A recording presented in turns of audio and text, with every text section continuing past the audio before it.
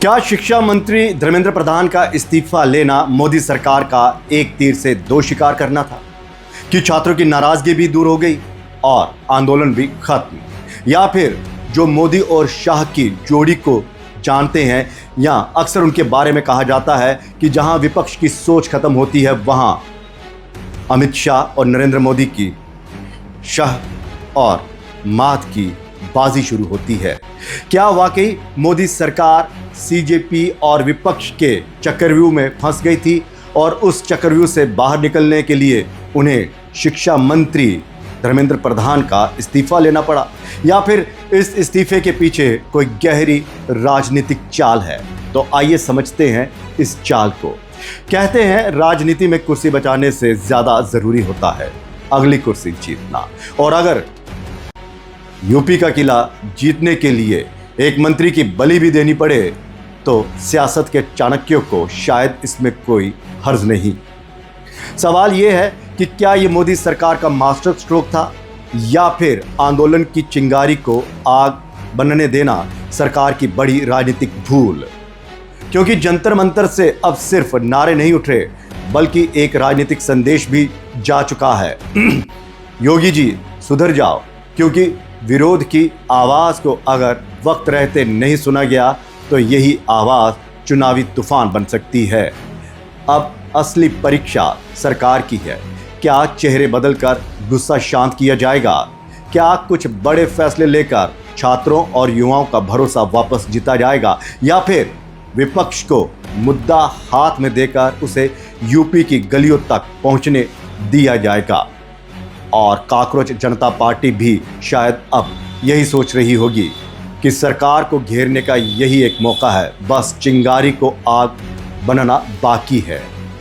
लेकिन सत्ता के गलियारों में बैठे रणनीतिकार भी कम खिलाड़ी नहीं है। यूपी की चुनावी बिसात पर एक मंत्री प्यादा हो सकता है, एक फैसला घोड़ा हो सकता है और पूरा चुनाव राजा और वजीर की आखिरी बाजी।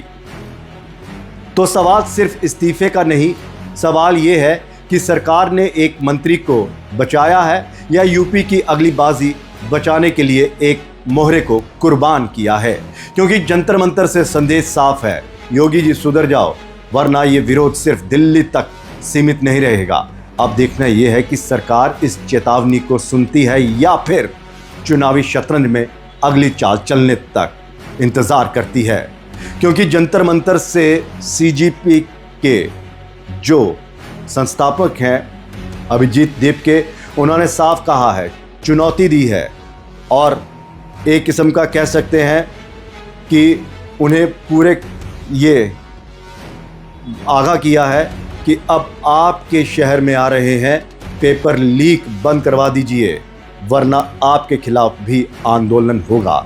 तो सवाल ये है कि क्या ये आंदोलन बस दिल्ली तक सीमित है या फिर शिक्षा व्यवस्था को बदलने के लिए अन्य राज्यों में भी इस आंदोलन को छेड़ा जाएगा, खासकर उन राज्यों में जहां पर भारतीय जनता पार्टी की सरकार है?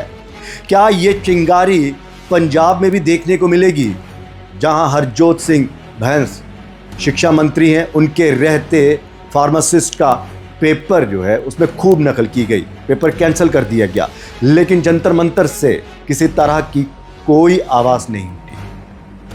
क्या इस्तीफा लेकर मोदी और शाह की जोड़ी ने कुछ वक्त के लिए ये मुसीबत टाली है, या फिर इसके पीछे कोई ऐसी राजनीतिक चाल है जिसके जरिए वो सबको मात दे देगी?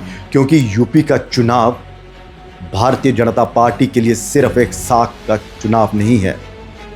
ये चुनाव भारतीय जनता पार्टी के लिए 2029 के लोकसभा के चुनावों का रास्ता खोलेगा, संसद तक पहुंचाने का एक सशक्त मार्ग होगा।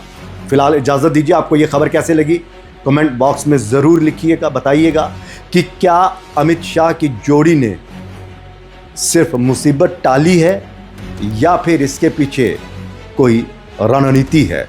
इजाज़त दीजिए, नमस्कार। और रेडियो संवाद को लाइक ज़रूर करिए, सब्सक्राइब करिए, इस खबर को शेयर करिए। इजाजत दीजिए, नमस्कार।